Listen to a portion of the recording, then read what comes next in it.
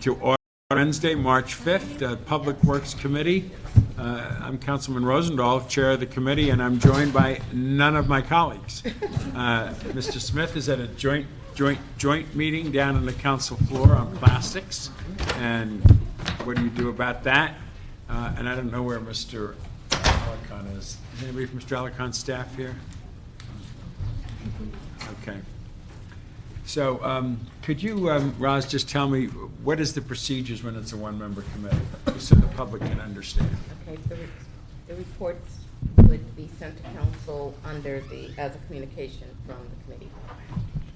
Okay. And council would have to have a vote of 10 in order to pick up and consider the item, and then from there have a vote on the actual substance of the item itself.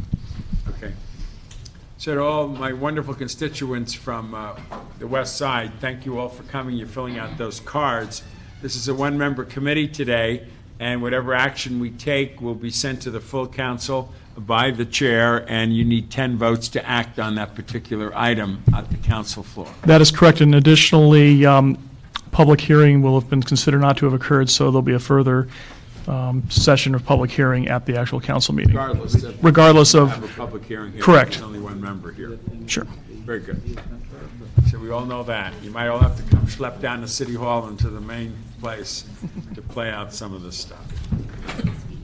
Okay. Item number 4. We have 3 cards so far for item number 4, which is the status report on the street furniture update. We have 1 card for item number 1. Is there anybody else for any of the other items? We've got some more for 4. 4. I think I'm playing golf for the moment.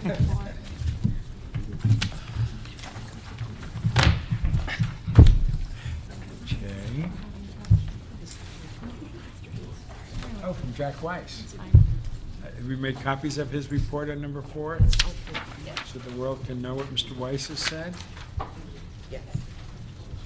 You do have copies of this? Yes, the one from this first. Okay, I want to make sure our public gets it too.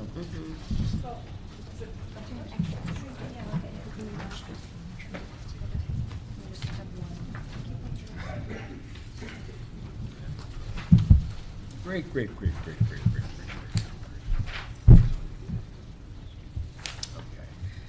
Our city attorney of Public Works is going to be engaged with us, so we'll have a lot of fun asking him some questions at the right time. Okay, can we start with public comment on item number 1? What is item number 1? Item number 1, city engineer report relative to the vacation of the alley northeasterly of Jefferson Boulevard from Griffith Avenue to approximately 400 feet southeasterly thereof. So I see the gentleman who wants to speak, Larry Hubler, come on up, is for the proposal and then also wants to make some general comments requesting correction. Come on up.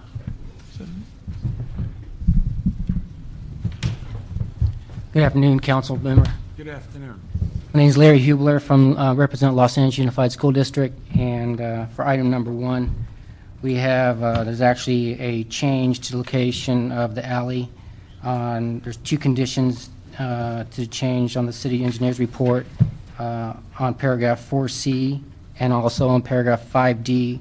It states that the alley will be over lot number 22. It should actually read over lot number 23.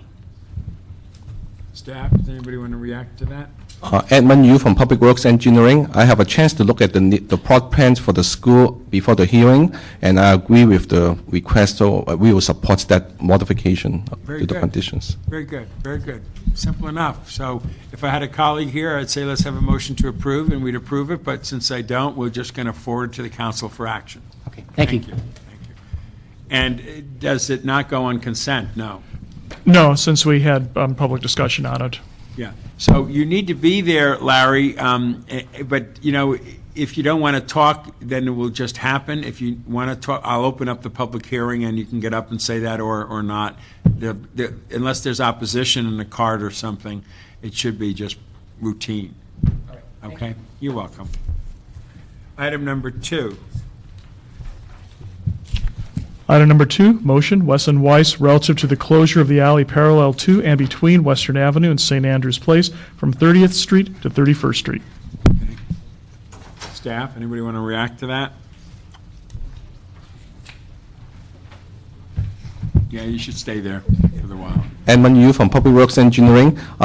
Engineering will, based on this motion, to start the initiation process, and we will bring back a report later on to make a recommendation to the committee and the city council on this request, on this motion. So you suggest we approve this at this point? Well, Bring it you should back. refer the motion to the staff. We will bring back a report on this one. Back to us or The back yes, to the to committee? the committee. Okay, so be it. Thank you.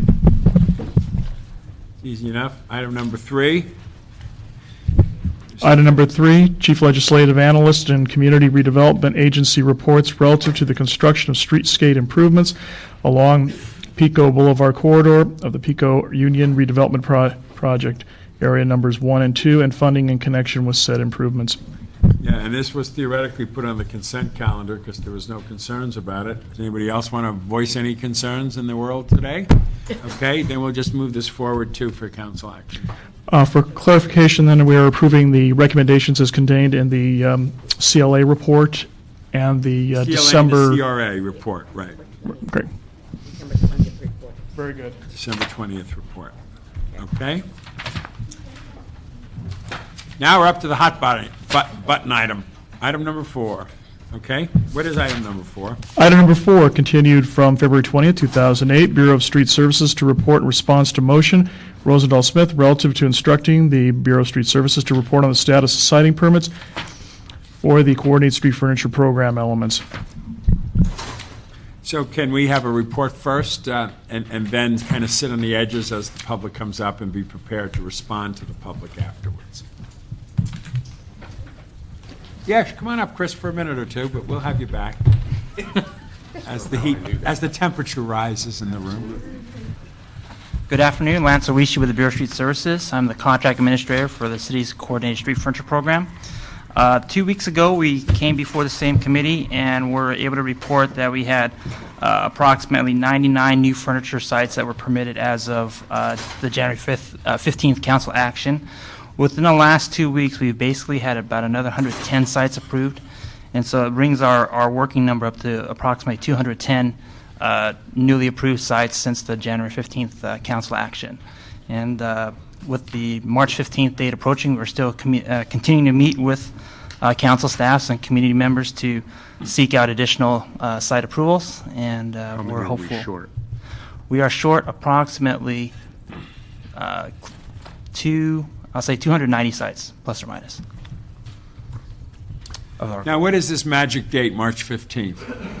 The March 15th date was what the council agreed to back in January 15th, which gave all the city council offices and program staff 60 days basically to try to reach the magic number of 489 new approved sites within that 60-day period. And so that's our reporting date back. And what if we don't get it together by March 15th? Well, as I understand it, there's a chance that there will be a council action taken sometime after that to get all of these sites that were submitted but not reached an agreement on through mutual resolution to bring it before the full council for approval. So we're not too sure then what happens on that. Yeah, please. City Attorney. I mean, nothing. Tell us your name for the record. Christopher Westhoff, Public Works General Counsel. There's nothing magic about the 15th of March date other than that the City Council set that date as the date of return. There is a date in April whereby if we do not have all of the permits approved that were on this list, totaling 489, then the city, then CVS to Co can avail themselves of their out for paying the city their portion of the revenue, and so it's about approximately, if we don't have 489 permits, the city will lose $3.3 million on April 30th.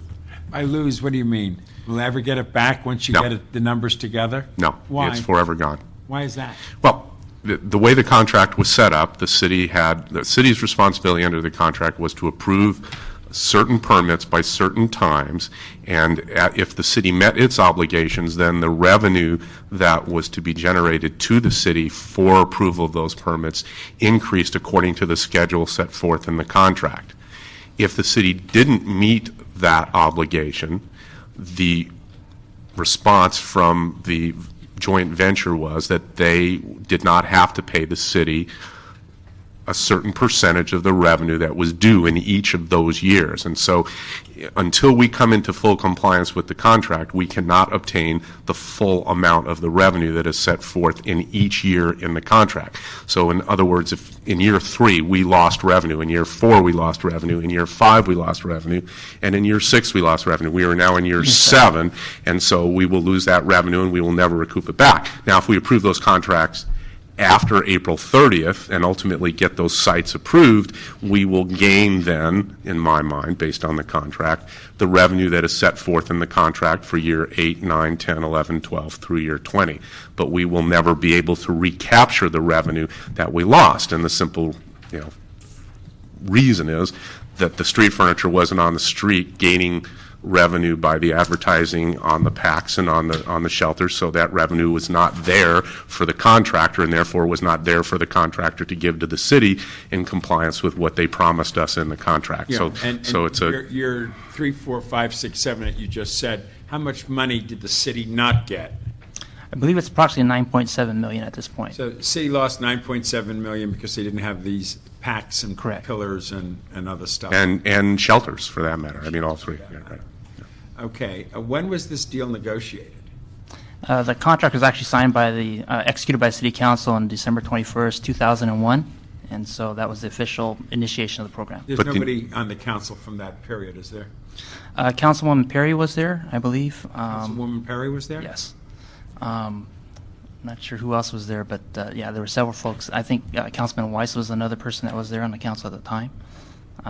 I'd have to go back and look at the council roll to Another find question was, who determined which districts got what pillars and packs and shelters? The contract has several different provisions within it. For things like transit shelters, there's a specific breakdown of how we distribute that type of furniture, because that's especially for the transit shelters, they're split up equally amongst the 15 council districts. The other furniture, the revenue generating furniture. And let me just highlight this.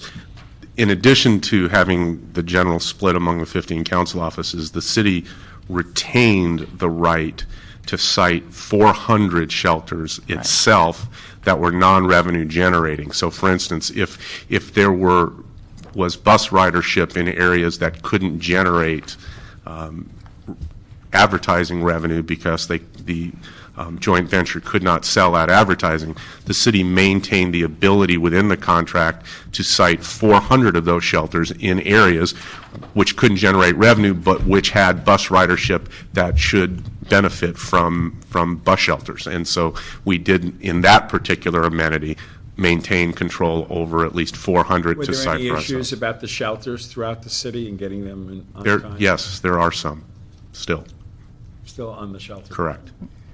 The grid that I saw, do we have a copy of it here, of the breakdown? Additional copies here. Yeah, let's pass that around to me, and also I'd like the public to be able to get a couple of these as well. Sure. There's as many as possible.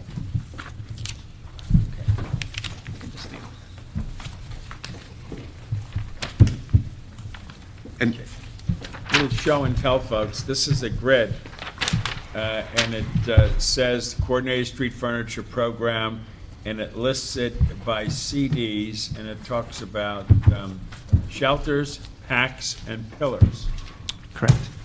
okay? And it ranks the CDs, and it lists what the commitments are. Okay, let me ask you this question, and I'd like the public to get as many copies of these as possible so that they can understand what I'm looking at here. When I look at packs and pillars, for example, tell me if I'm reading it right. CD 11 is proposed to have 82 packs. And then I look at, just as an example, not to single anything out, CD 8 gets proposed 16. Am I right about that? correct. Correct. So why does CD 11 get that large number and CD 8 get that small number? I was going to mention in the contract, there's a section that stipulates for the advertising-based furniture We're talking about the packs and pillars specifically. Yeah. 1/3 of those furniture elements do need to get spread around the city fairly evenly. The other 2/3 of those furniture elements get placed based upon at the contractor's discretion to generate the revenue to create make the program successful. And so, in part, that's one of the reasons why the revenue-generating furniture is not necessarily distributed completely evenly throughout the city. And the council offices had no play in determining if a pack or pillar goes in their district? Well, we've been trying to work with folks for the last 7 years to get these furniture elements cited, and so we have been trying to work with council offices to find mutually amenable sites. They, under the contract, as the main reason that the city is out of compliance with the rollout that was anticipated when the contract was approved by the council is that there obviously is more control in the council offices, or in essence the ability to pocket veto locations. Otherwise, if it was up to staff, we probably would have had citing, but the council offices have, for whatever reason, chosen not to cite the requested street furniture, and that is why we are out of balance with what the city was expected to produce in the contract. So the council has had complete control over the citing of pillars and packs. Well, because of that, it hasn't moved forward, is what you're basically saying. Correct, and you know, it is. There's no doubt that if you look at the requests and the approvals, that certain council districts have been asked to share a disproportionate share of the furniture. But again, the contract isn't written in such a way to spread it over. And I can tell you, and Lincoln speak. I just wanted to. Oh, please. Hi. Introduce Hi. yourself for the record. I'm Lynn Ozawa from the Chief Legislative Analyst's Office. Councilman, I recognize that you weren't here at the time this contract was approved, but everyone on the council was fully aware that in order to make this contract work, it had to be looked at on a citywide basis in order to generate the revenue, in order to allow CBS DeCo to not only install the furniture at their expense, but they've been maintaining it as well at no cost to the city. Yeah. In addition, the city is getting this revenue payment that we've been discussing. Yeah. So it truly does, well, it does benefit the city in a number of ways. It provides transit shelters. It provides waste baskets at those transit shelters that are maintained. But, you know, I recognize in order to have those services and to get the annual revenue payment that we've been getting, the contractor needed to be able to cite advertising structures in areas where the revenue could be generated in order to support this program. I understand, but who are they to tell us that, or what interaction did our city have with determining who would get what, pack or pillar? No, nobody has the determining factor other than the city, but again, they promised in the contract to generate $120 million to the city of Los Angeles over the length of the contract. Yeah. In order to generate $120 million, they, from a purely, economic standpoint, have to be able to generate $120 million plus the cost of the street furniture, plus their profit, plus the maintenance that goes into it. And what's missing in this is the APTs. Those are the toilets that were recommended. Right. There were 150 toilets that are non-revenue generating pieces of furniture. Each one of those toilets costs $250,000 just to build, let alone to maintain. So if you multiply that out, that's a very large amount of money. Now, the city only gets those toilets if we allow other furniture on the street to generate the revenue to cover the costs of those toilets. And to date, we have not obviously asked to install more than a small number, 15, and we were entitled to that. So it's the reason that they get to select the locations is because they, or at least make the recommendation to the city as to the locations, is because they know where they can sell advertising and where they can't, and where the revenue can be generated or where it can't be generated. So in terms of that, What they are doing is they make an application to the city. The city then goes through its analysis and either approves or disapproves. And under the current system, they approve or disapprove with the concurrence of the council district. If the council district doesn't concur, we end up in the situation that we are in today, which is you have a great number of requests and very few approvals in certain council districts. And without those, the city will continue to lose money each year until we come into compliance. And this effort that you and Mr. Smith sort of led was to bring the city into compliance so that that revenue can be generated. The city can continue on with its current situation. Sure, I understand. I mean, there's, You just there, don't get you the know, revenue stream that correct. you're talking So. Okay, could yeah, I that's ask always- Betsy Weissman to come on up in the city planning department as well? My big questions are this, just off the top. Now, I have a lot of other questions I want to go into the record, and my colleague, Jack Weiss, has a series of questions that are going to need answers to as well, which I will also publicly read in a minute or two.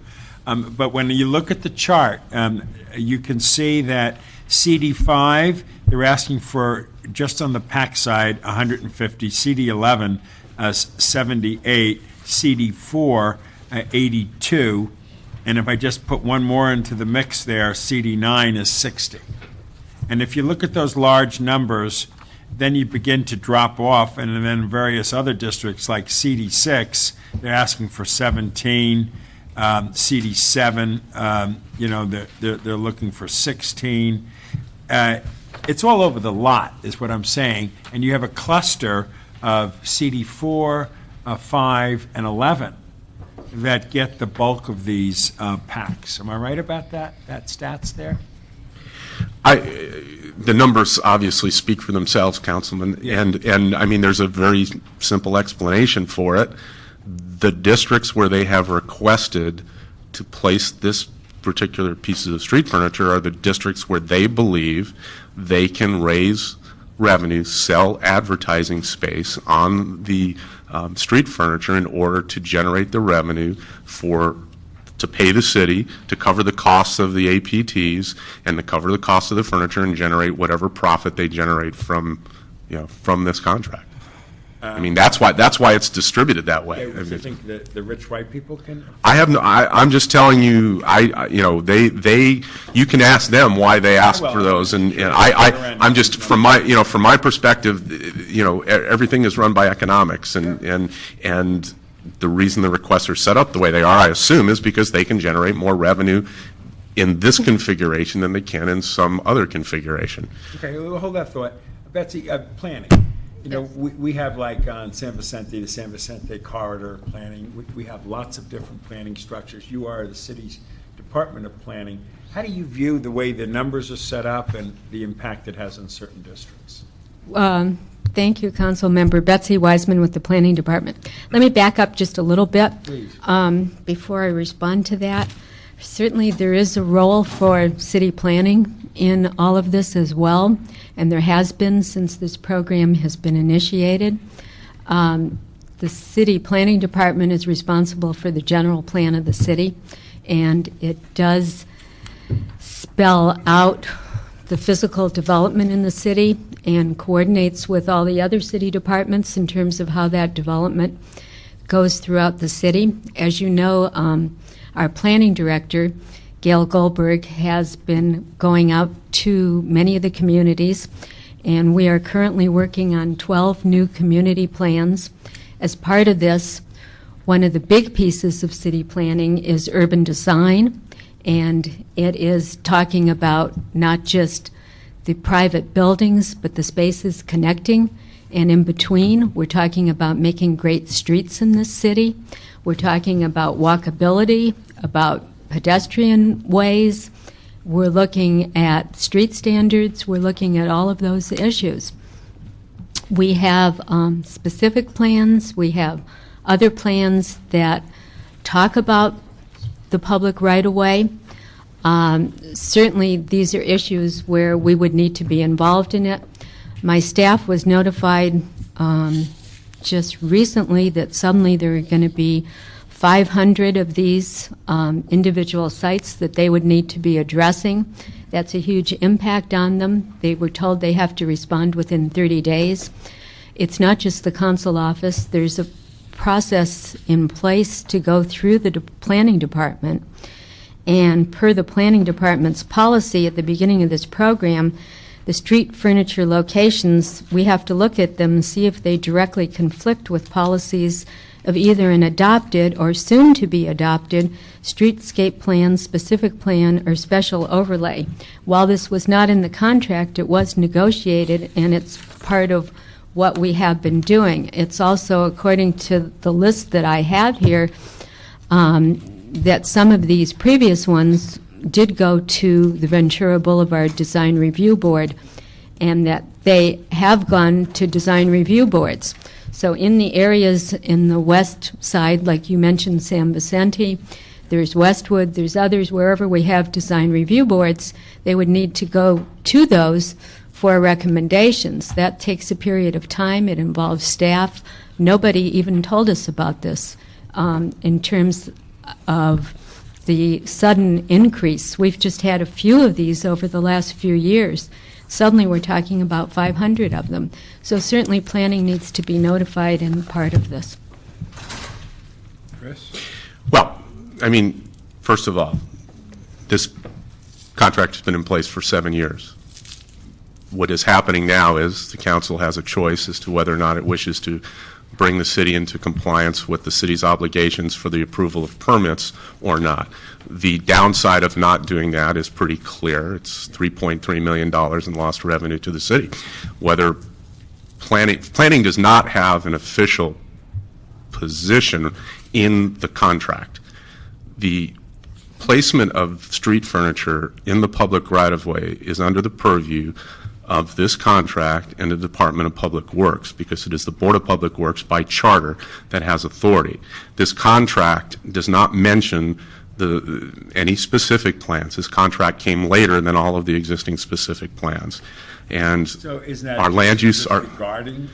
it's not a question of disregarding, but as to the placement of street furniture, that is under the purview of the Department of Public Works by charter, not by some other fiat. It's by charter. And so the specific plans and, may certainly, and this is within the purview of the contract, within the four corners of the contract, there are design availability for a number of different physical designs of the contracts, as well as for color. And so, for instance, if Westwood wishes to have Westwood blue for any street furniture that would go in Westwood, that's within the purview and can certainly go to a design review board or some other review of a community group to choose the color that they want to put in. The style, as long as it's within the menu of styles that were approved in the contract, that is certainly open to discussion. But the placement, where it goes and how it goes, as long as it meets all of the other legal requirements such as ADA, room for the sidewalk, curb cuts, precedents, obviously, of a fire hydrant or some other existing public amenity that is there, a street light. Obviously, this isn't going to displace that. But other than that, the council and the Department of Public Works, through this contract, has the right to cite that street furniture. And so, See, when you just mentioned a few minutes ago that design groups and planning need to be part of the process. Exactly, and I believe I heard that, yes, the DRBs, looking at the plans, that all of that does need to be taken into account. I'm not an attorney, and I cannot talk about the responsibilities, but I know that we are looking to talk with the city attorney as well.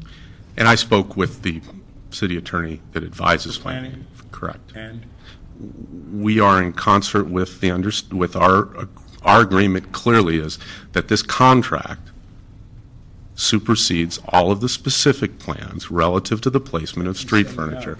Well, she can I say don't- no all she wants. I just left my office and I don't want to say no, yes or no, only that I well, I had would the like to conversation half an hour consult ago. would consult or have our director consult with the land use attorneys. because we had not heard Yeah, that. why don't we have that conversation take place? This has been going on since 2001, right? Correct? It would have been nice if they aired all this. It was. And were clear about roles and responsibilities, and also aired out why one district would get more than the other, and if there was an agreement within that context. I'm just talking about some background stuff that would have made it an easier moment for me than I'm having right now. Well, the legal issues were aired early on. This discussion took place years ago, and it has not changed. It has never changed. The agreement as to which written document supersedes another written document is clear. I mean, the charter supersedes. We can't do anything that violates the charter. Sure. Council can't do anything that violates the charter. Right. This contract does not violate the charter, and the charter gives the authority over the public right-of-way to the Department of Public Works and to the Board of Public Works. As to the specific plans and the contract is later in time than the specific plans. And this is specifically what was discussed with two of our senior land use attorneys, and we are in complete agreement.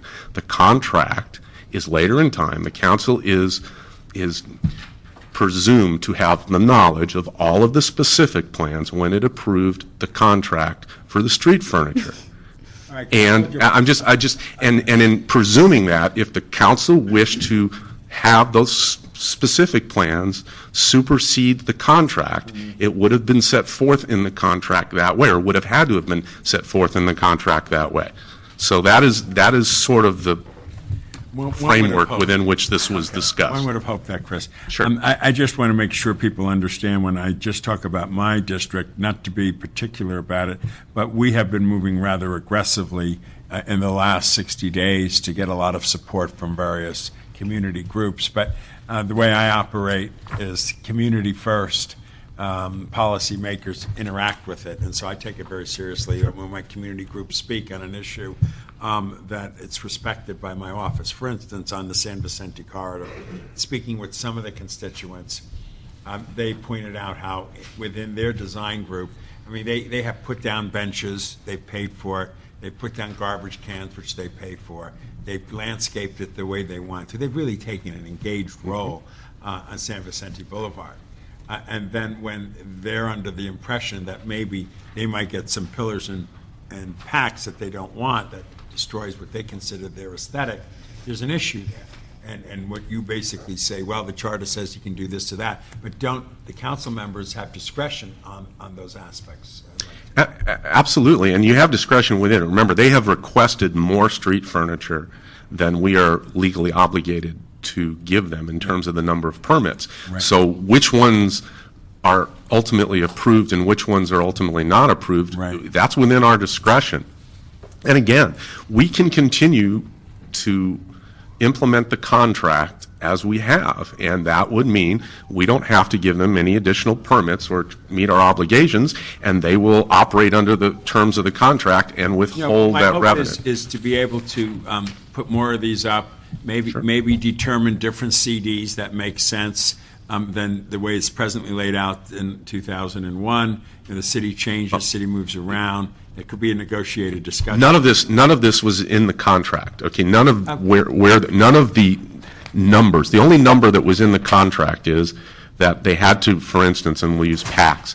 They were given the right to cite 500 packs. Of those 500 packs, the city had control over the citing of 1/3 of those. The contractor then proposed where 2/3 went.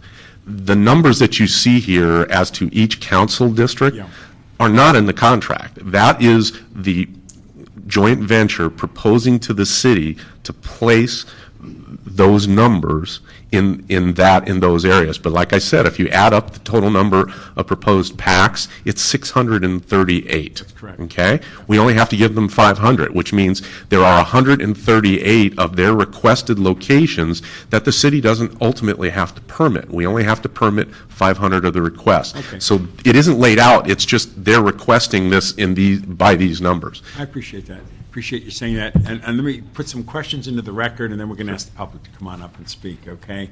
But I just want to make sure that everybody understands what this is and where we're all at, and that people should have copies of that. Okay.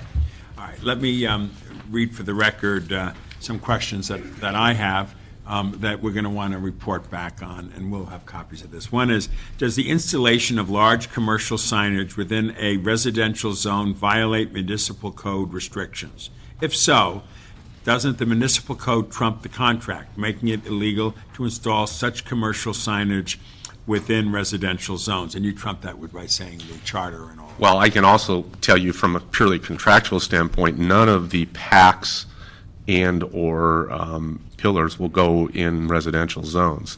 The bus shelters go where MTA has decided that a bus shelter can go. In essence, they create a bus stop, and then within that framework of all of the bus stops in Los Angeles, we have some control over the shelters, but there is a bus stop there, whether it's residential, commercial, et cetera. Yeah. But none of the PAC or pillar advertising can go in a residential zone. Okay. Question number 2, and you've partially answered it, but for the record, and also maybe in writing, we get this back. According to some, the installation of commercial signage violates the terms, in this particular case, of the San Vicente specific plan. Does the city intend to violate specific plans? Well, that's a loaded question, as obvious. I don't think the city intends to violate specific plans. I think that the specific plan does not have the authority to trump a contract that postdates the specific plan. Gotcha. So. Okay. But I'm going to look for that in writing, too. Does the installation of large commercial signage within residential zones violate the Brentwood Pacific Palisades Community Plan? Yeah, and that's going to have to be handled by our land use. Okay, we'll deal with that one, too. Does the city contend it is not bound by the community plan? Again, that's a fairly loaded question, Okay. but I Throw it to you. And it's bound by it as far as that plan is legal and fits within the four corners of the charter. During the permit process for street furniture sites, will adjacent property owners be notified before permits are issued? Yes. They're always Yes, notified. That's a Yes, contract- on that one. That's a contract requirement, yes. 6, what is the process if a property owner wishes to protest? Typically, the constituent or property owner has 15 days to respond back to us. We notify them in writing via a letter that's sent out to property owners. If they respond to us within 15 days, we try to meet with them and to resolve it in the field, and if not, then the matter is referred to the Board of Public Works per the contract, and the Board of Public Works has the ability to make final determination whether the furniture proceeds or if the objection is upheld. Okay, make sure you put that in writing, too. And can transit shelters include a recycle bin, not just a trash can? That's a good question, Councilmember, and I think the short answer is yes. I think we'd have to sit down and figure out how to maybe divide up, the trash can and put a different type of trash can that kept trash off the street, but also allowed our constituents to recycle. But I think the short answer is yes, but we need to sit down with the joint venture and work out what we can do. I am putting recycles Absolutely. on Venice Beach. I'm putting some up in the Palisades so that people can actually recycle as they're throwing their trash away. Absolutely. What is the role, if any, of the California Coastal Commission when it comes to this contract? To be honest with you, I know that question has been asked. I do not believe that the California Coastal Commission has authority over the public right-of-way that supersedes the Department of Public Works and the city charter. And I have not been shown anything. I know that there was some discussion between staff for the Coastal Commission and city staff. And I've asked city staff to go back to the Coastal Commission and please have them point out where in their authority they believe that they have a superior right to the City of Los Angeles over City of Los Angeles public rights-of-way and what is cited within that public right-of-way. To date, I have not seen that, but I can tell you I am unaware of anything that would allow the Coastal Commission to supersede the Department of Public Works in how it addresses its authority over public rights-of-way in the City of Los Angeles. It's interesting because I know I have issues in Venice all the time, everything west of Lincoln. And then, of course, it says, is this addressed in the contract? You're telling me it's not, right? In terms of the Coastal Commission? Yeah. No, it is not. It is not addressed because, quite honestly, I'm not sure anybody thought that there was an issue relative to the Coastal Commission. Welcome to the coast. I live with it every day. I understand. On what page of the contract does it say that one particular council district must take more pieces of furniture than others? It doesn't. You're saying it's It there. doesn't at all. Again, the numbers that you see in the proposed category, the proposed column, are numbers that were generated by the joint venture requesting of the city placement of those number of pieces of street furniture within the various council districts. And again, that's driven by economics, not by anything else. Okay, and you've answered this a million times, but again, for the record, what is the total set of agreed-upon furniture pieces that need to be installed in order to meet the contract? 500. Well, there's 500 packs, 100 pillars, 1,285 transit shelters. 1285 on the transit shelters, And, which actually brings our total of transit shelters up To to 2,500. 2,500. It's interesting, proposed pillars is 187, but you're saying it's 100, right? Well, all we have to, again. It's 100, they- more the barrier. They requested more sites than they wanted Much because choice. they knew that they would do it. And then we, the city, get to choose, if we meet our obligations under the contract, locations for 150 of the APTs or the, Okay, next question is, that said, can CDA, for instance, take 200 pillars and CD1 take 300 pillars if they want to, and then other areas of the city don't have to take any? No, and the way, again, let's look at packs, because that's the largest number. There are 500 packs. Right. Again, the city has the right to cite 1/3 of those packs. And we obviously want to work with the joint venture on that, but we have control over 1/3. The joint venture has control over 2/3. So 2/3 of the 500, they make requests of the city, and we, to date, have been working through the process, not very successfully, to get those packs cited. So the answer is no. We cannot force them into any particular council office or council district on those 2/3 of the packs over which they have control by virtue of their requesting of the city the locations that they want to place those packs on. Very cool. Now, my last question in my briefing book, we're going to do Mr. Weiss's. It says after March 15th, and you've answered this, our 60-day deadline, is there still an opportunity for an appeals process by a community group or person? To the Board of Public Works, yes. So that time will go, it just means that the click, click, click of the money is in jeopardy. Correct. The real date that is of consequence to the council and to the city as a whole is the April 30th date, because that is the date by which, if we haven't met our obligations, then they get to withhold revenue. And so April 30th is sort of the If between now and April 30th, I know we've stepped up to the plate, and we got a lot of places that are willing to take various pieces of the furniture. There's been a dramatic increase, and I think some other districts have been effective. What is the goal by this magic April moment in terms of getting some cash? Can we get partial cash for getting part of it done? Absolutely, and that's all set out in the formulas set forth in the contract. We might get the the goal, 3.1 million, but we might get 2 million or 1 million. Or you will potentially, if you approve all of the ones that have been approved to date, you will get a portion of that 3.3 million, because their abatement formula is set up to do that. So it is a sliding scale. Okay, happy to hear that. Now, Mr. Weiss's questions. I have a number of questions I need further classification. Would you like to come up and read them, talk about it, introduce yourself to the record?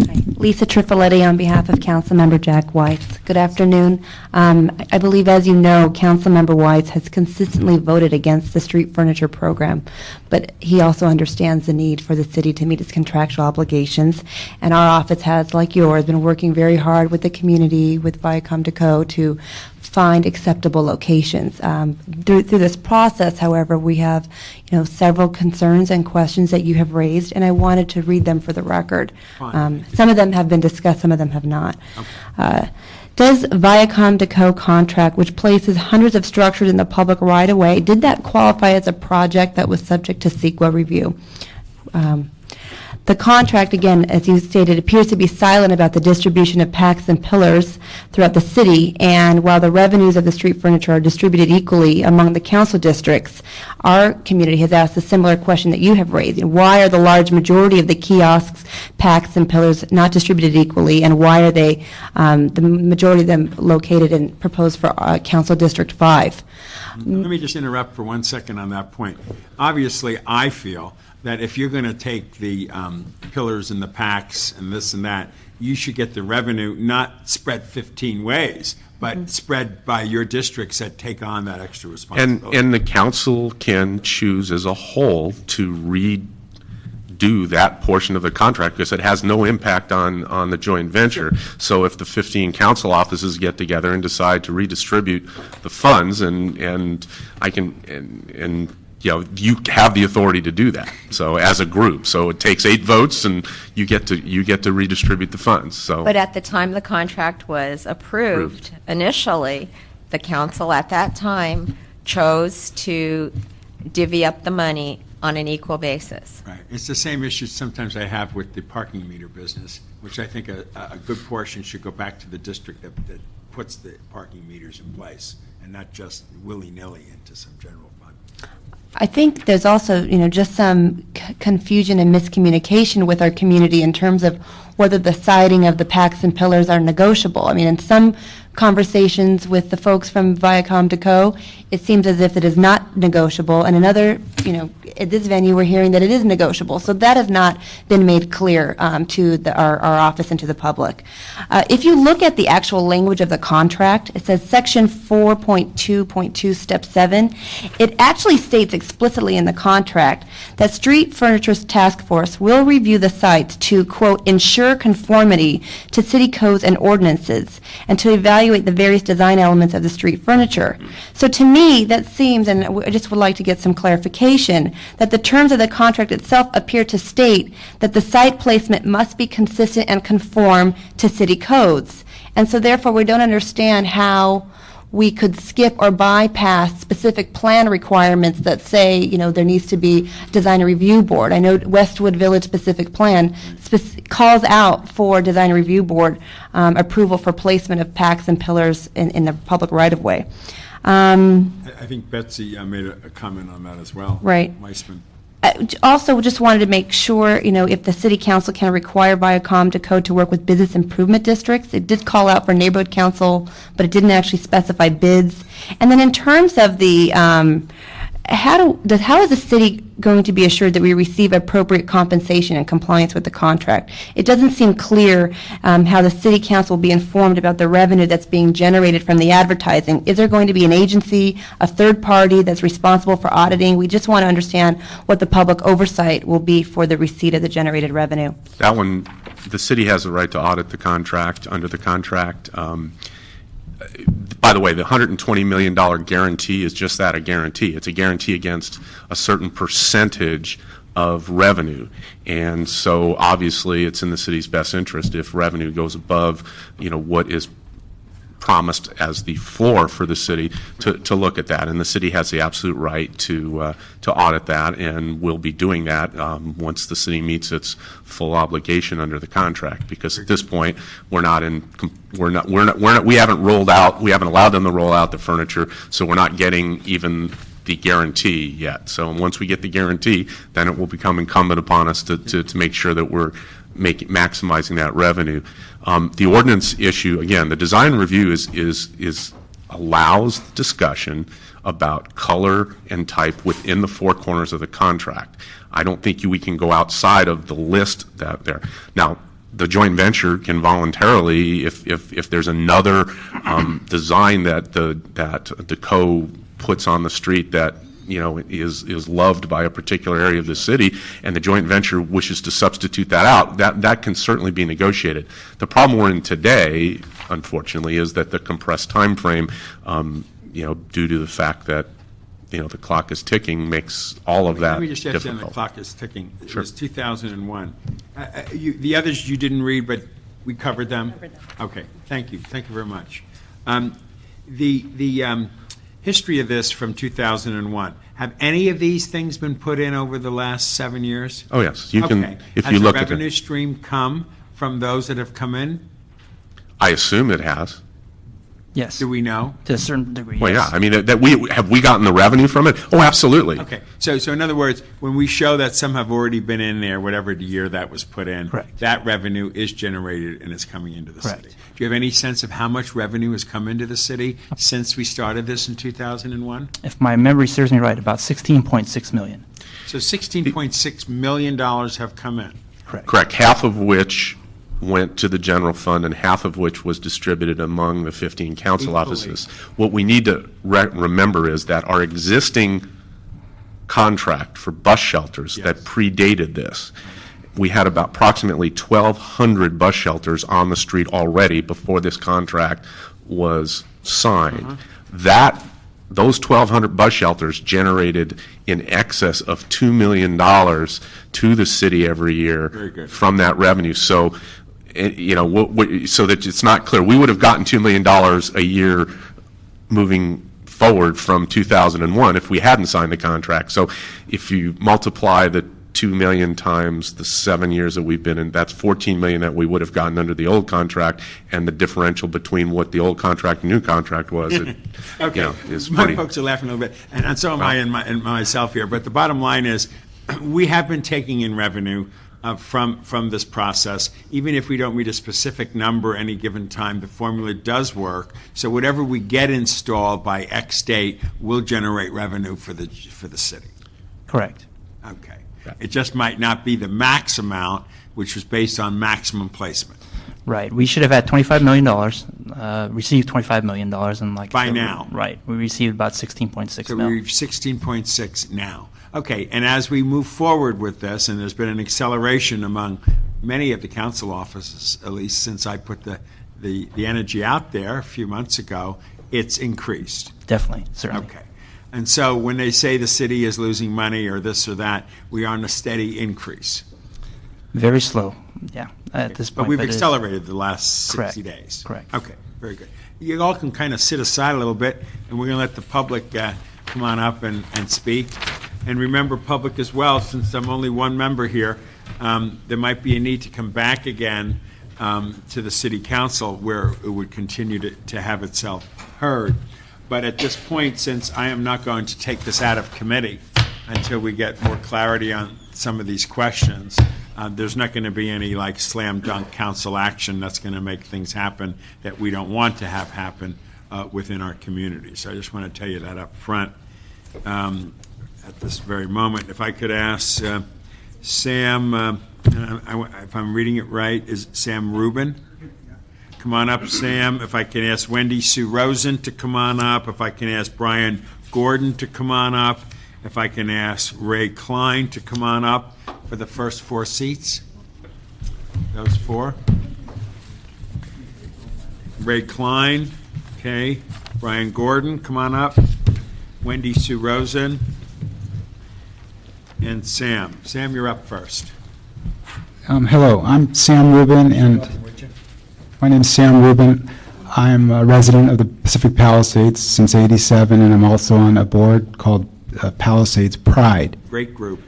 And I was told about this meeting just within 24 hours, so I don't have my 3 pocket folders of files that I've accumulated with Viacom and DeKalb about 15 months ago, just trying to understand the onslaught of this advertising campaign for the Pacific Palisades. I understand Brentwood's on the agenda today, but I heard this gentleman who was here, he's an attorney for Public City Works. attorney, yes, for Public Works. I appreciate the business aspect of the advertising revenue, and that's what makes the world go around, and everyone's looking for money from gaming to private sector. I appreciate the furniture that all these advertising vehicles are being wrapped in, and I appreciate he's trying to put the contract in balance. But what I don't appreciate is the fact that our specific plan within the Palisades is completely being ignored. I feel blindsided, and now I feel we're having to swallow these billboards, and we're being ignored. There's a specific plan within the Palisades that was adopted back in '85 and amended, and now, I'm not an attorney. I understand federal supersedes the state and state supersedes the city, but we're city to city here, and I think this $120 million contract has just ignored specific plans within various communities that were, people spent a lot of time, and they hammered out these issues for certain objectives that were to be honored and maintained. And so we, Palisades Pride, as one representative of Palisades, tried, in the interest of compromise, we tried to swallow 4 locations, existing and proposed. But, like they say, the judge says, get it in writing. Well, we got it in the Palisades Post, and we have some other files. But I feel now it's coming back, and I won't be on this board in 5 years, but we need something in writing to protect our community, and I'm sure Brentwood and other council districts feel the same way. I'm a little unprepared for the meeting, but I Sam, do. you're very prepared, and we appreciate your Okay. comments, and we appreciate your sentiment. Thanks for having me. Okay. pick up your Palisades post tomorrow. Okay, yeah, I'm a subscriber. This as well. Thank you. Wendy Sue Rosen. I'm Wendy Sue Rosen. I'm the chair of the Brentwood Community Council. The Brentwood Community Council opposes this contract. We don't believe that a one-size-fits-all furniture package works for the entire city. We think that the city needs to look at their general plan, their municipal codes, and their specific plans, and also the quality of their neighborhoods. As you say, Bill, community first. Marvin Browdy, many years ago, who was our council member, banned advertising on Sunset Boulevard. He initiated the first specific plan. It was used as a model for every specific plan that came after it. I do not believe that this contract is in direct conflict with specific plans. I think that the specific plans trump this contract. I think that the law is muddy here. I think that the locations that are being recommended are not appropriate. This furniture is out of scale, out of character with our communities. I don't think that this company's done due diligence, or the city. The sites that have been proposed to us are on Caltrans property, county property, private property, and residential property. And then we have to spend the time saying this isn't appropriate and why, and we have to do all the research. I heard the attorney say that they're not being installed in residential neighborhoods. We have this furniture installed on Sunset Boulevard, which is all residential zoning, residential neighborhood. He said we have a choice of the style and the color. They gave us two choices. The furniture is 10 feet, the packs are 10 feet high, the pillars are 14 feet high, the depth is ridiculous, our sidewalks are already narrow, this furniture obstructs the views for cars turning. We have a bus shelter that's in the way already that we're having problems with views being obstructed. I think that the city needs to look at this contract and do the right thing for neighborhoods and make sure that whatever is proposed is proposed in commercial districts where this commercial advertising would fit. Thank you very much for that, Wendy Sue Rosen. Brian Gordon. Afternoon, Council Member. I'm Brian Gordon. I've lived in Brentwood for more than 20 years. I've owned my current house in Brentwood for more than 10 years. I've owned commercial property on San Vicente Boulevard for more than 15 years. And I've recently become a member of the Land Use Committee of the Brentwood Community Council. As much as I object to this kind of visual blight in general, I certainly understand the need for the city to generate revenues in this fashion.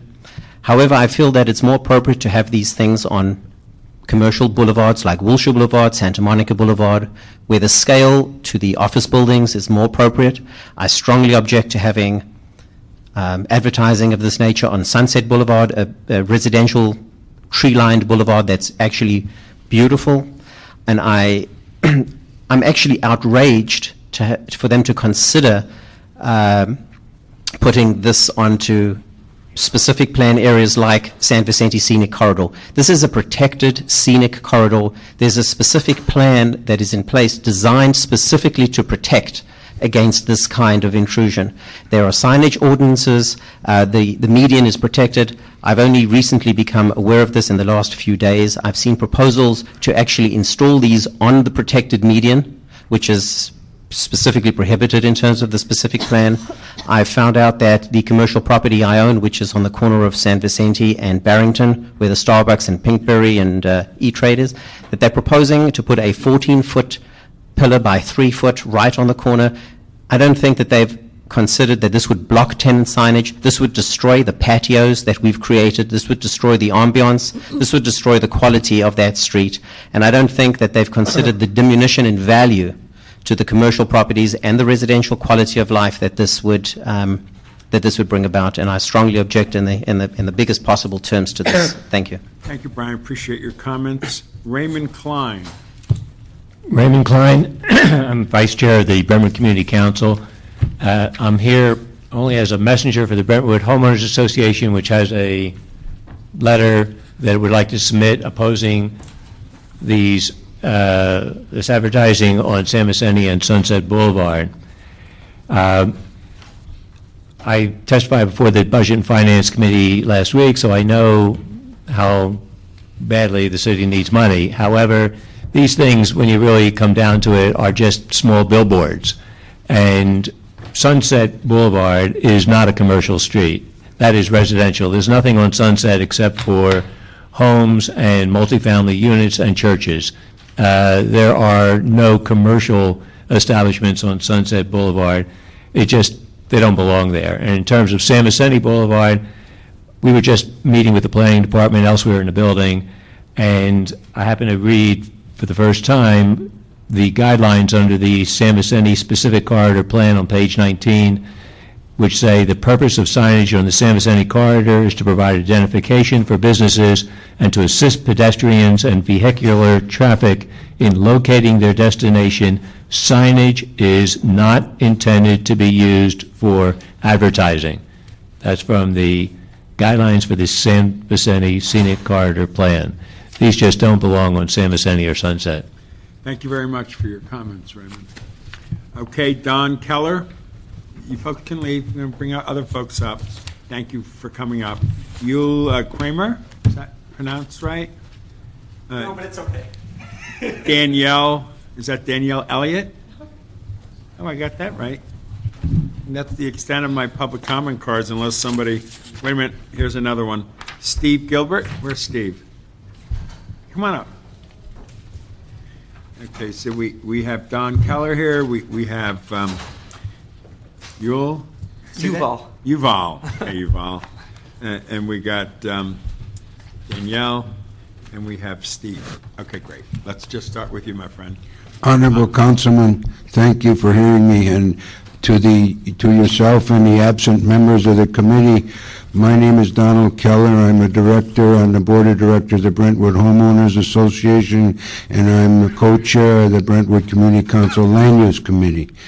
And while I hear the city attorney say that these devices, this community furniture, is not allowed in residential zones, however, there are bus stop shelters in those residential zones on Sunset Boulevard that carry risque advertising. And when I say risque, I mean the kind of advertising that you can't go to the theater without your parents because you got to be over 17 years old. But they're advertising those movies in those bus shelters.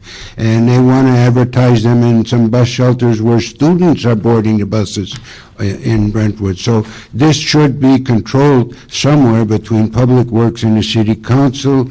I don't know the agency you want to talk about. The other thing, that when we took a ride with the director to select these spaces, the joint venture continually objected to our selecting a location that would be appropriate by saying, oh, that's already been approved.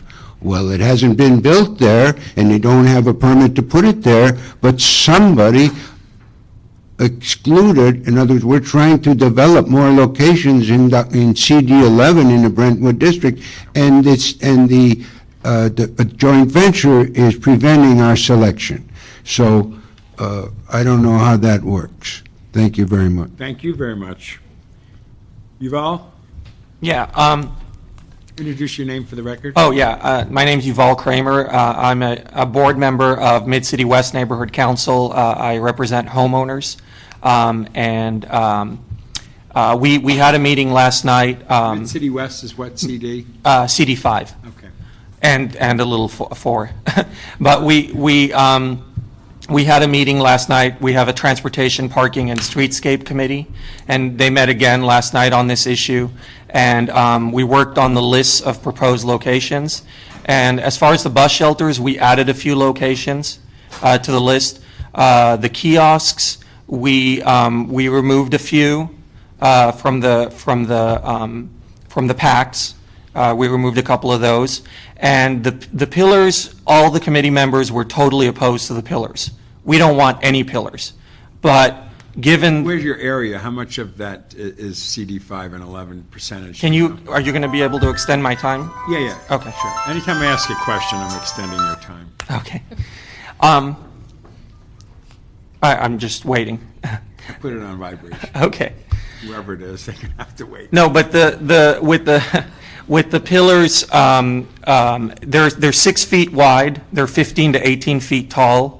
And they're monstrous, and it's just inappropriate for our area, except in 1 or 2 places. And Adam, clock.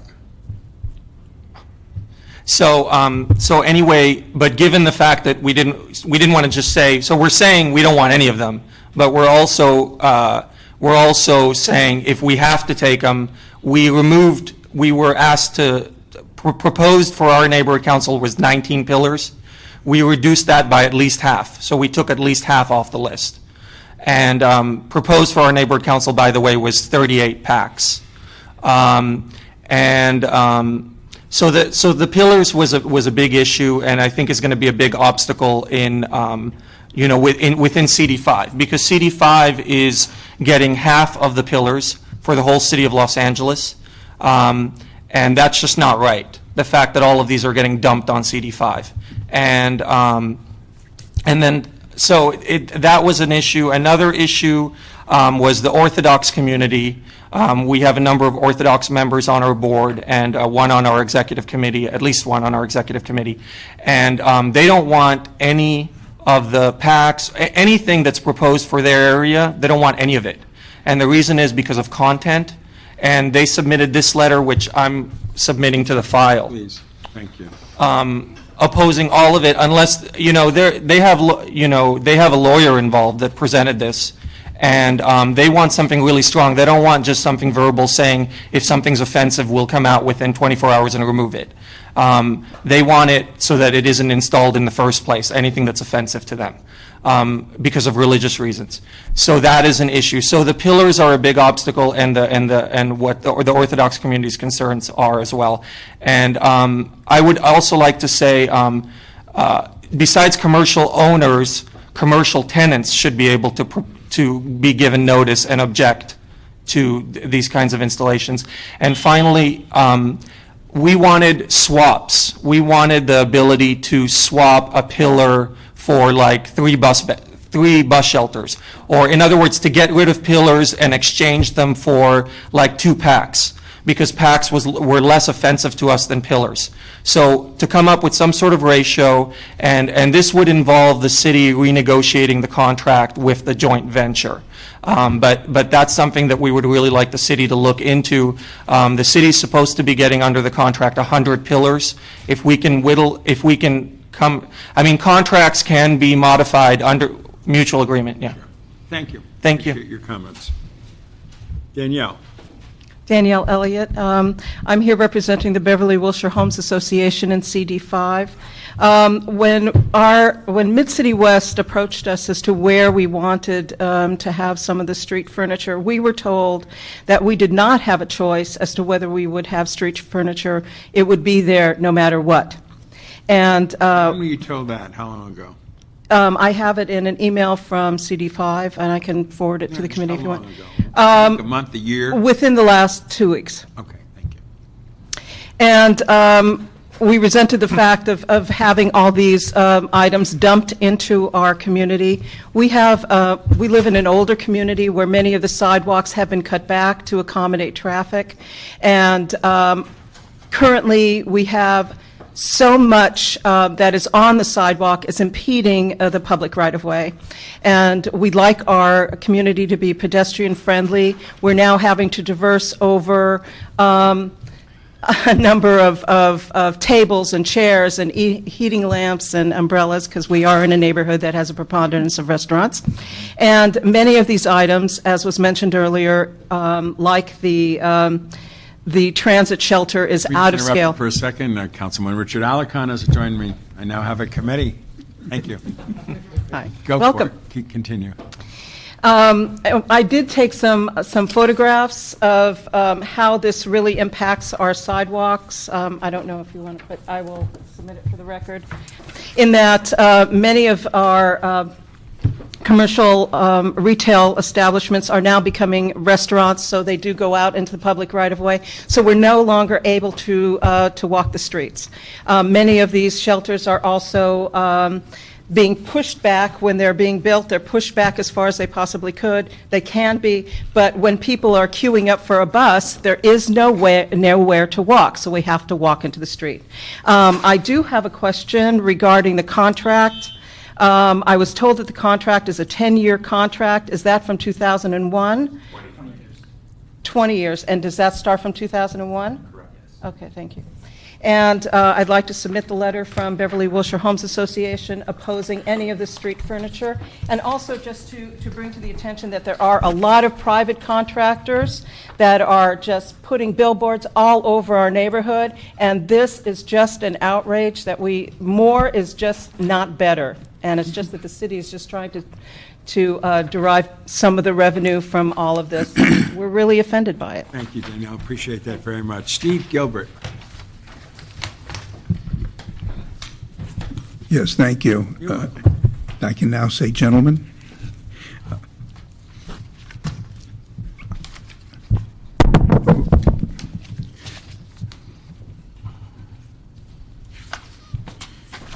I'm going to talk a little about something that no one has mentioned at all. I brought it up at the I'm Steve Gilbert, and I'm a member of the Brentwood Park Property Owners Association and a director thereof, and I'm a director of the Brentwood Community Council. Would also like to state that this hasn't been talked about in the Brentwood Park Property Owners Association, so I'm not here. I don't want to make it that I am representing them. But I have a question. The furniture is placed mostly on street easements, mostly owned by private property. Some are, I know I've seen some on school property, etc. This property does not belong to the city. This property belongs to the property owner. And I believe that because it belongs to the property owner, the city can't sell it. They can't really do anything with it, and I don't believe they can make money off it, as it doesn't belong to them. Now, I don't know what the original street easement is. I brought it up last night. This was getting very long, and so I didn't do any of the research. But I believe that if money is made off of it, that money should go to the property owner and not the city. And I would like to know how they came up with that they could just put something on the property and make money off it, while the property doesn't belong to them to make money in the first place. Is there any truth to that, city attorney, on that point? Which part? Yeah, there were about a lot of slew. The thing about the land owned by a private We citizen. do not own our streets. We have an easement for street purposes, but it's a pretty broad easement. Well, pretty broad easement. Let me ask if Sure, we can thank get a you. little more clarification.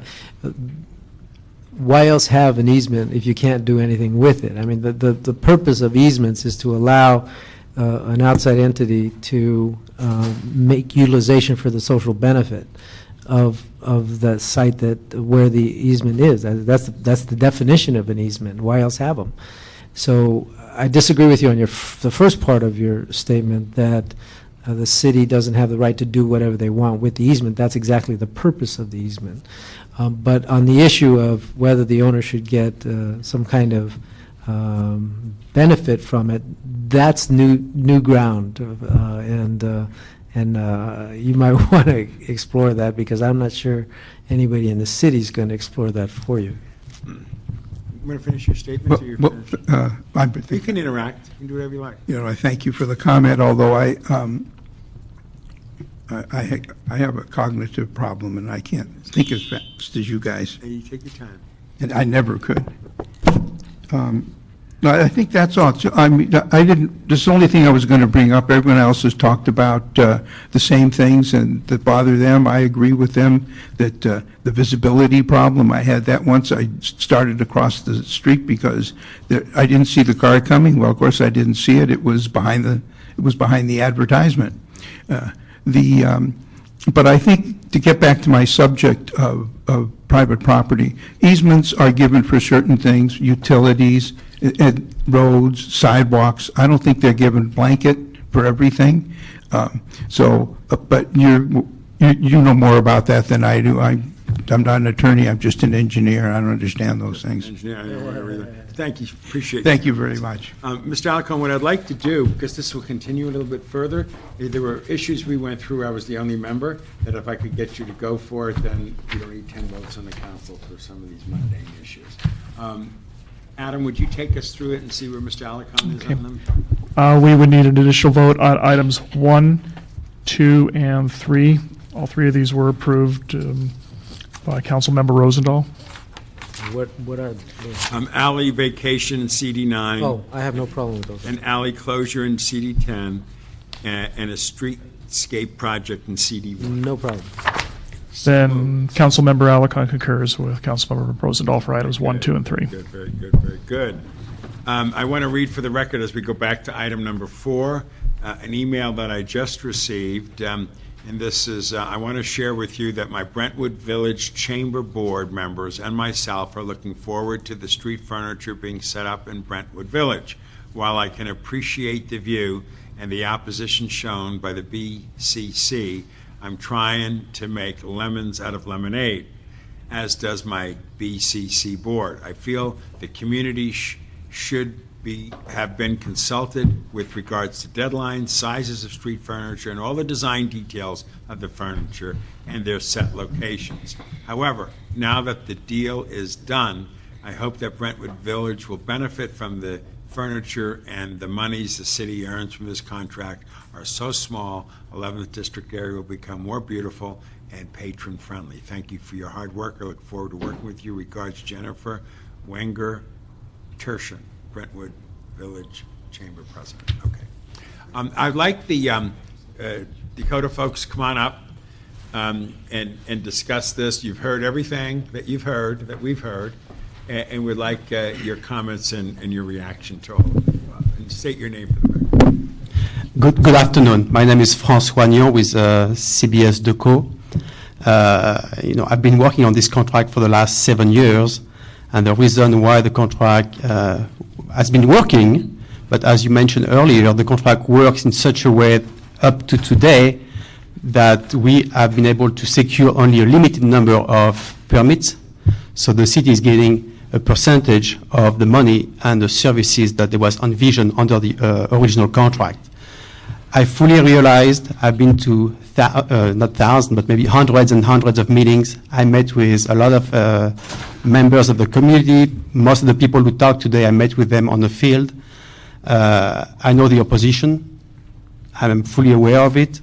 I have to work with the frame of the existing contract. And we were asked recently, about 60 days ago, to do a final push to get the locations approved. And we've been working with all the council offices and the community to get the final sites approved. So that's where we are today. And we still work under the existing frame of the contract. Let me ask you a question. I wasn't here in 2001, Yeah. And I wasn't around you in any way when decisions were made of which CDs get the packs and the pillars and the other furniture. How did you determine that CD5, CD11, CD4 are getting the most packs and pillars to dramatic numbers, like 150 packs for CD5, 78 for CD11, and 82 for CD4? Just curious why those three got such a large amount. Yes. We worked, the contract is, as soon as we get the permit, we can install the equipment, and then we can sell advertising. So there is a risk of selling or not selling advertising, and a chance or not to generate revenue. So the way we do it is we don't really look at the council offices per se. We're looking at the commercial attractiveness of specific neighborhoods. Where are the shopping malls? Where are the major corridors? Where are the business centers?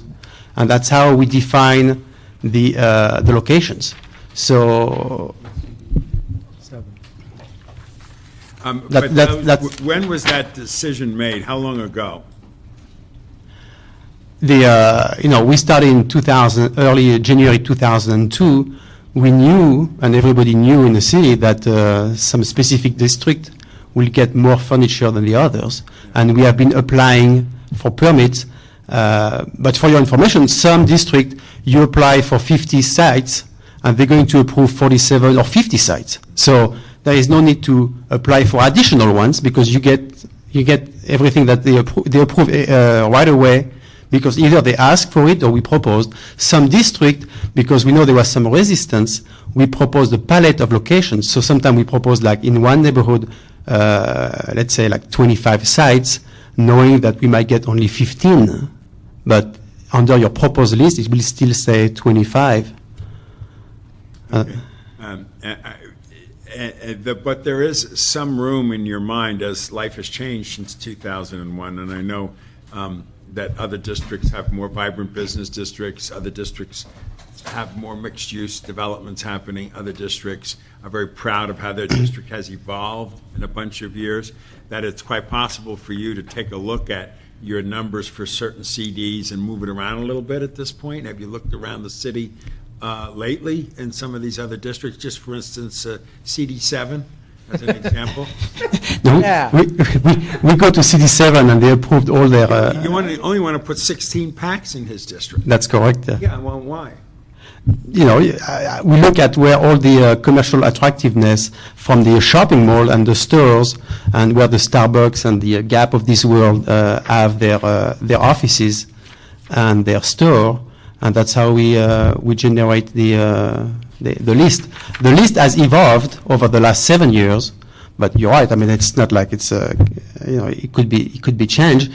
Even 7 years ago, Hollywood was not as attractive as it is today. So it's changing forever, and I know Mr. Alicon's back in his district, and I know he's very proud of his district. So are we? We service Councilman. We serviced every single neighborhood in the city. This week alone, we are going to empty 3,000 trash cans. Last month, we removed about 2,000 graffiti citywide. And we go in every district, every neighborhood, every week, twice a week at least. So we know the city pretty good. Okay, I appreciate your comments. Mr. Alicon. Well, the only thing that was missing from your equation was the need to provide bus shelters. I mean, we didn't reach out to you because we wanted advertising. We reached out to you because we wanted bus shelters for the communities in need. And what I can't tell from here is from the perspective of bus shelter service and the number of people that need those bus shelters and actually sit in those bus shelters, where do we need them the most? And so that's what I'm interested in. The fact that we have some of the busiest bus lines in my district is really what drives me. Notwithstanding the way that we've done this by sharing the revenue district by district. No, it's equal. You get a piece equally as, no matter how many I put in there, you get the equal amount. Well, and that's the way it should be, because we should, because, yeah. My staff did not brief me on your position. No, I understand. I don't mean to be playing with you. Yeah, I'm happy you're here. The question is whether we should install them at 4 months or 6 months. Anyway, that's a different issue. But what we should be driven by is service. If we gave the revenue district by district, there would be no impetus for you to put the service where it is needed the most, as opposed to where advertising benefits you the most. So that's why we share equally, so that we can make sure that we're focused on service provision, not revenue generation. But I can't tell from this, and maybe you can shed some light on this, because let me see if I can help you. You're very objective on this issue. I try to be on this one in particular. Chris Westhoff, Public Works General Counsel for the City Attorney's Office. Councilmember, on the shelters, that all of the ridership generation is obviously done by MTA, and so we get the information from them. Right. But what was required on the bus shelters was a spread over all 15 council districts, with one exception, and this is one to assist those council districts so that they weren't strapped, in other words, tied to revenue. Of all of the shelters that we're allowed to install and that the joint venture is required to install, the city has maintained 400 of them as what we call non-revenue generating shelters. So we have the complete authority to place at least 400 shelters anywhere the city determines, regardless of revenue. Okay. So those could be available to your district or any other district that wants to install shelters where the joint venture doesn't believe that they can generate revenue. So that was considered at the time, and obviously bus riders. happens if ridership they is do not. generate revenue? Well, then it would be incumbent, then it would be They to would their wanna- benefit No, but to what if put they install advertising it and with it turns out to be a great place? Well, then they could turn around and ask that we make it a revenue-generating one, and that would allow us then to have an Well, additional you mean non-revenue those generating. 400 are not revenue Correct, generating? they wouldn't have any advertising on them. Why And not? Because again, They don't want to.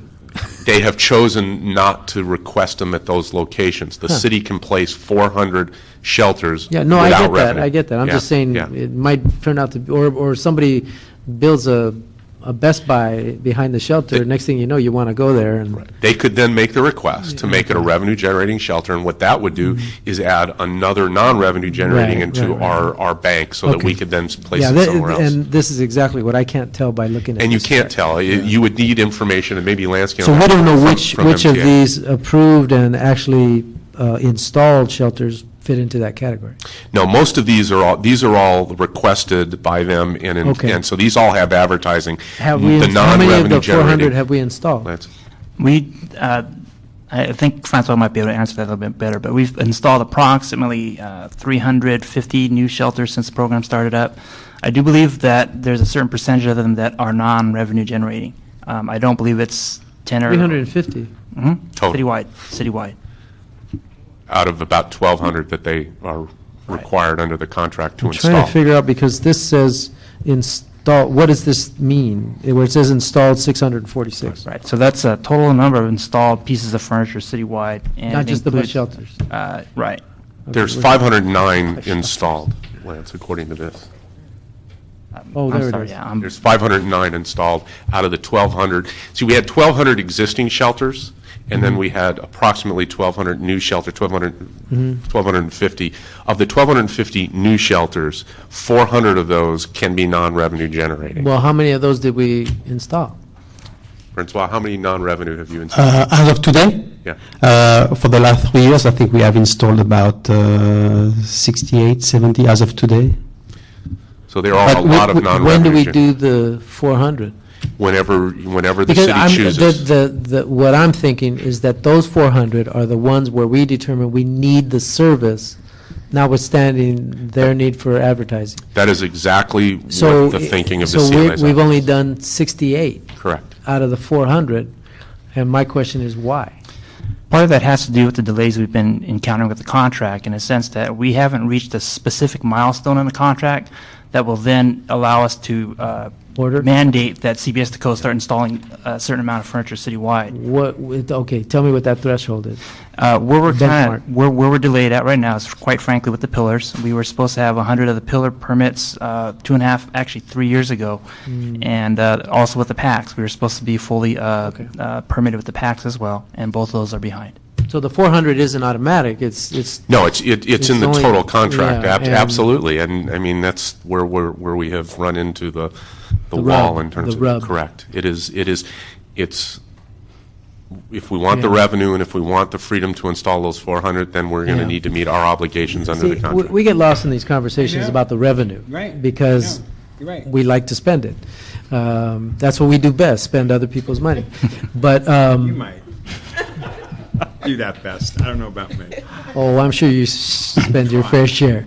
But the point is that this process needs to be driven by the need, and that's why, but if we can't get to the 400 because we're not meeting our benchmarks in the other categories, it And- becomes a circular discussion. And it not only affects the 400 non-revenue generating shelters, it affects the toilets, because they're non-revenue generating. Those are a complete drain. Those cost $250,000 a piece just for the capital, then plus what it costs to Yeah. install them. So we only, the 400 non-revenue generating shelters and the 150 toilets are all tied to our compliance with the rollout schedule. If I, If I may, because you mentioned the rollout schedule, this is Lisa Trifoletti on behalf of Councilmember Jack Weiss. Good afternoon again. Just to try to clarify the rollout schedule, because I know the public, one of our constituents, raised an issue about this March 15th deadline. our office has been directed, I believe, by the Office of Department of Public Works, that we need to cite the PACs and pillars, I believe also the bus shelters by this March 15th deadline. And I just want to understand, because we now have raised questions that I don't think we have 100% clarity as to, DRB review, specific plan, compliance, all of those issues.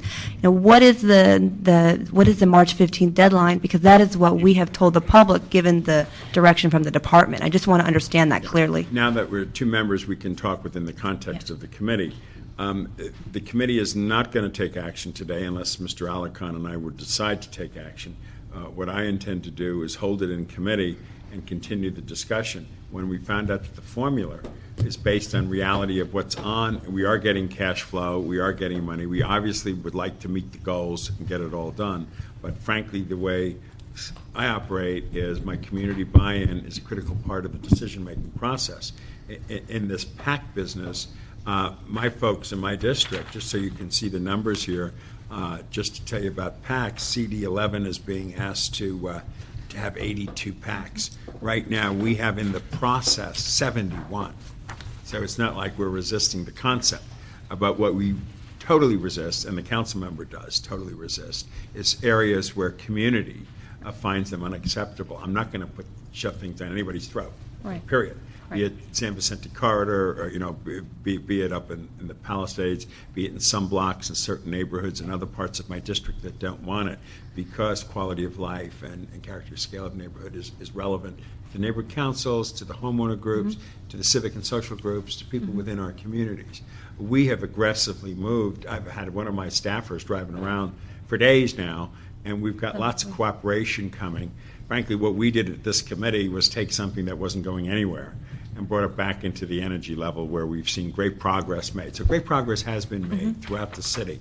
I'm still not appreciative of how many pillars and PACs are in the 11th district, the 5th district, and the 4th district versus the rest of the city. I think they need to go back to the drawing boards and realize there's revenue-generating opportunities in other parts of the city that they've not looked at properly, and that there are people that will be impressed by certain pillars and PACs and so on that could be of assistance to their revenue streams.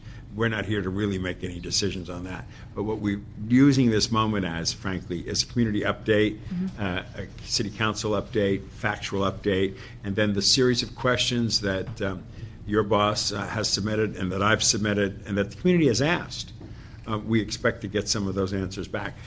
From my perspective, in the council now 2 years and 8 months, this is the first thorough discussion that we've had in the city about what this is all about, how it all works, how the revenue streams come together, the who, what, when, where, and why that a good journalist would ask, who's in the back of the room taking notes, is critical for us to all appreciate where we're coming from. So we just wanted to understand the 15th deadline so that we don't we don't lose our discretion. If we could move forward and accelerate this opportunity, it's in the best interest of the revenue stream, the best interest of the contract.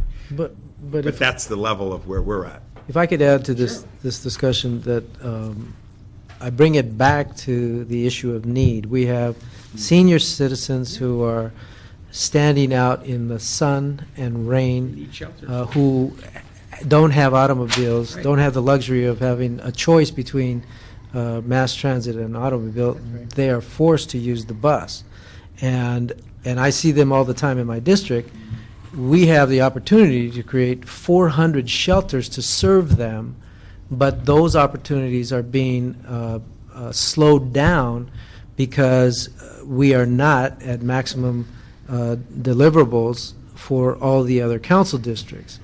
And when we see that one district is at 99% there, and one district's at 18% there, that's causing disruption to the quality of life for hundreds, if not thousands, of people throughout the city of Los Angeles in districts like mine that will not generate the kind of revenue stream that his industry would welcome in terms of providing those 400. Now, I'm not just talking about my district. I'm thinking the other districts that might not, because my district isn't as bad as people might think.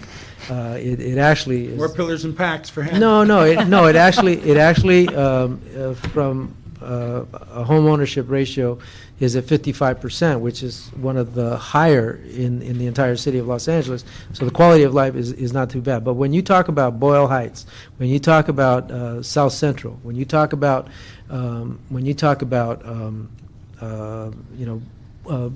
Panorama City, North Hills, these are areas that are in dire need of bus shelters, and we've only given them 68.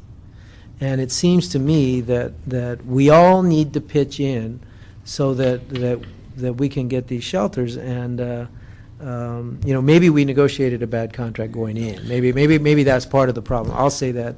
But Were you on the council then? No, Richard. no, I was chair of Public Works. Now that we have the history, now that we know what we're looking at, we should be driven by the need to provide service to those who are underserved, which was the entire reason why we went after this contract in the first place.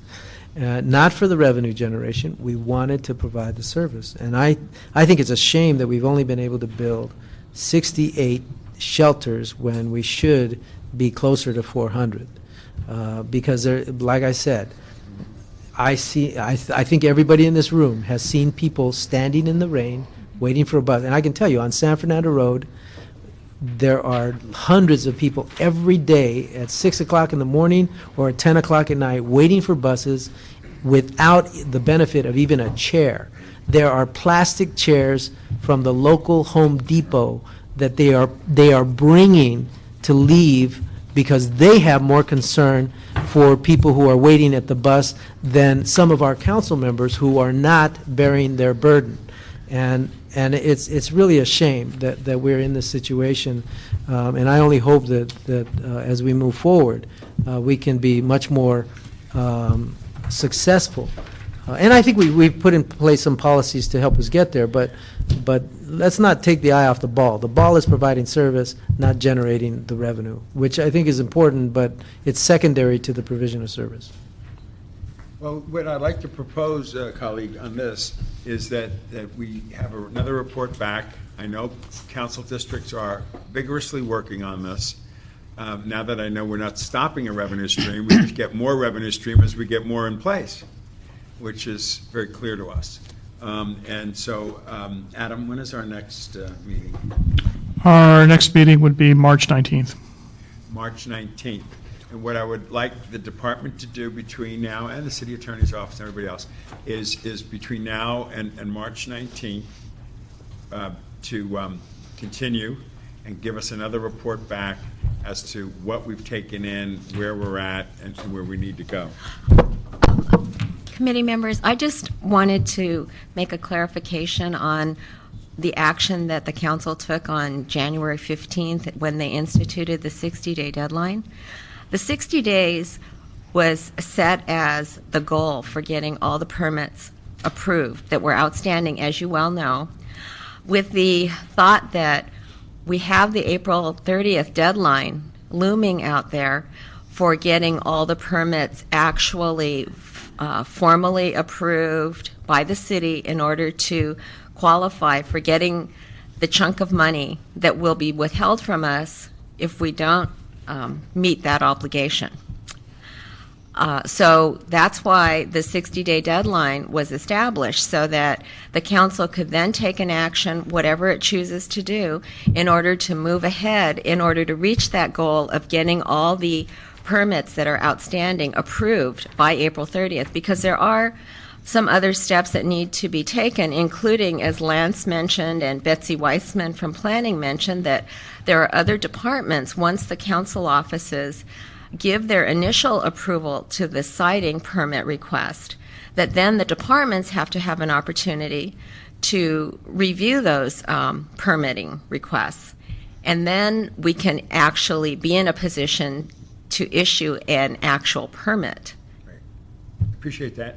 When you say chunk of money, The you talking about? 3.3 million. Okay, that's if you have 100% compliance, correct? Right. Okay. And if you don't have 100% compliance, it will be a percentage of the 3 point. That's true. And then it would be another year that we would Why forego. another year? Why would not, when we get them all installed, the clock completely hit the dollar amount and the revenue stream happens? The payment is made once a year in January 1st, and at the end of the year, that's a minimum guaranteed. Yeah.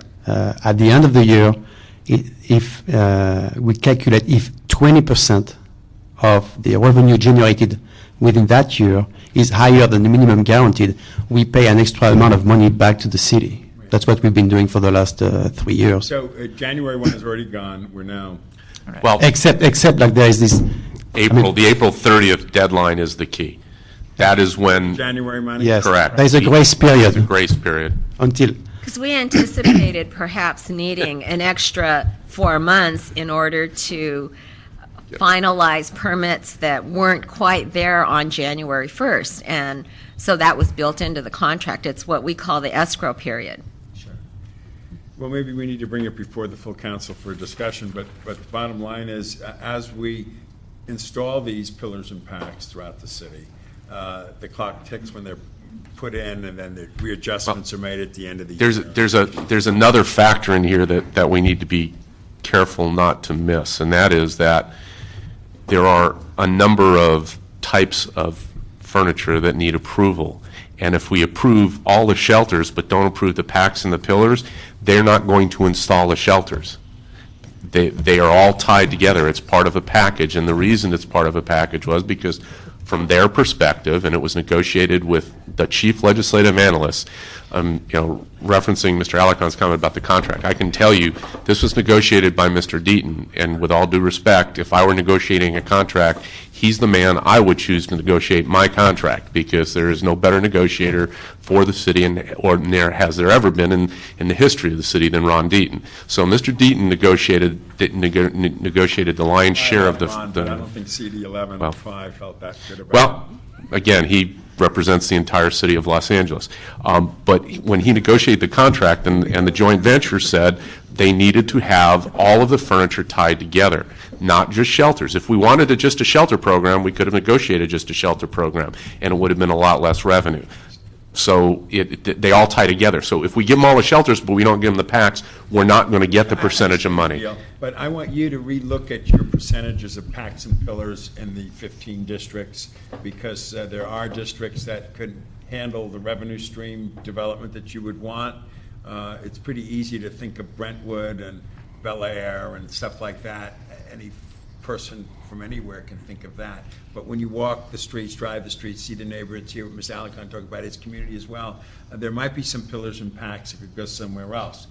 I am not against my fair share. That's why I'm literally now pushing for another 71, and I only have 82, so I'm practically there. So it isn't like there's resistance coming from me.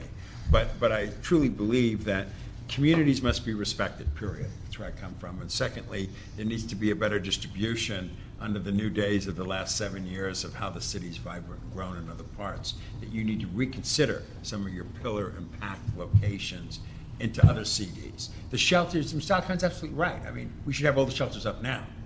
And everybody should have a shelter that needs a shelter, and there shouldn't be plastic chairs and umbrellas. I mean, this is absurd. He's right, 100% right. But the pillars and the pack issue is pretty much what brought this nowhere for a period of years, correct? All right. And as obviously you know, since I've been in there, I've been moving forward with it. And I know Mr. Weiss has been moving forward with it, and Mr. Labange has been moving forward with it. So everybody has been cooperating. But there's no gun to my head to force things to happen. We're going to make every effort to hit our goal between now and when we can, whenever that is, and it'll be soon, because we've shown tremendous acceleration in our area there. But I don't know about your point, if I'm worried or not, until we have, a council policy discussion on something like that. But I'd like us to continue this unless Mr. Alicon feels differently and suggests something else. No, I want to see it done, but I want it to be right. Yeah, exactly right. So can we continue this then until the 17th? And then if we need a council discussion on the 15th, we can agendize it that way? Or what? That's fine with me. The 19th, We, in order for council to take action, we would have to previously made some decision or submit to council with no recommendation. Yeah, and there were too many questions and too much interaction here that I think the homework needs to be done before we can take it to the council. Then the item will remain in committee? Yes. Very good. Thank you all very much for Thank- the thank- robust discussion. Smile, Wendy. Thank you very much. That's item number 4. Item number 5. Item number 5, continued from November 27, 2007, December 11, 2007, and January 16, 2008. Board of Public Works report relative to relief from accountability for lost petty cash during the period of 1999 through 2004. Can we have a report on that? See, you heard all that discussion?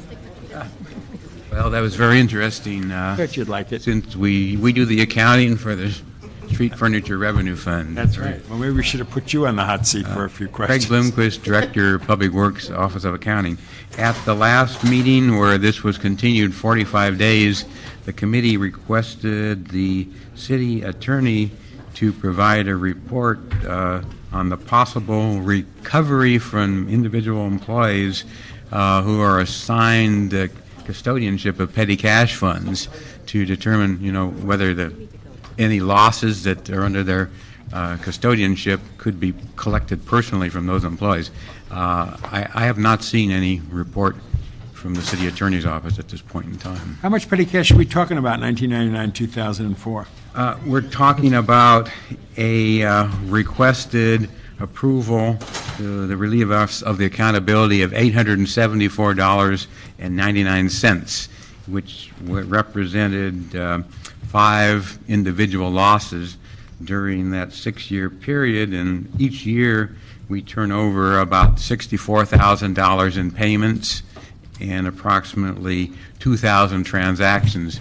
So over a 6-year period, we're talking about 12,000 transactions, and we experienced losses, 5 losses. It doesn't look like a lot of money, relatively speaking, is what you're saying. It isn't, no, it's But it is money. less than $1,000, and it isn't, but relatively speaking, out of 12,000 transactions, it's very immaterial. Is there anybody that, can be somewhat penalized for not keeping their eye on their money? Or Well, is it just too spread thin? I don't think that, in any case that we could determine there was any negligence or intentional contributions And toward is this this loss. a policy of all departments with this kind of thing? It is a policy within the city. We could not find any department that holds employees personally responsible for this. And I think we'd be talking about some employee relations issues. I think that's where the request may be wound up in the city attorney's office. Mr. Alicante? I don't think the problem with petty cash historically has not really been the loss of money or documentation, but what it's been used for. And you're saying this $874.99 over a 6-year period is relative only to Public Works. To all the bureaus and Public Works Department, yes. So, I mean, as long as you're satisfied that the use of the petty cash was appropriate, and since the losses were de minimis. Right. We are satisfied that the use of petty cash is correct. We review it, and it also gets reviewed by the city controller as well. Yeah, I don't have any questions. So I think it's actually good news. Thank you. Yeah, it could have been much larger. Thank you. Okay. Item number 6. Item number 6, Board of Public Works report relative to proposed amendment number 1 to contract number C-102634 with Bovis Lend Lease, Inc. for program and construction management consultant services for Proposition F Fire/Paramedic Air Operations Facilities, also referred to the Public Safety and Budget and Finance Committees. In Budget and Finance, Mr. Parks Committee, we asked some different questions. Did we get answers to those questions for this committee? At present, we just simply have the Board of Public Works cover letter as well as the actual document in question. Sir. I'm Alan Kawaguchi. I'm from the program manager for the Prop F Fire Facilities Bond Program.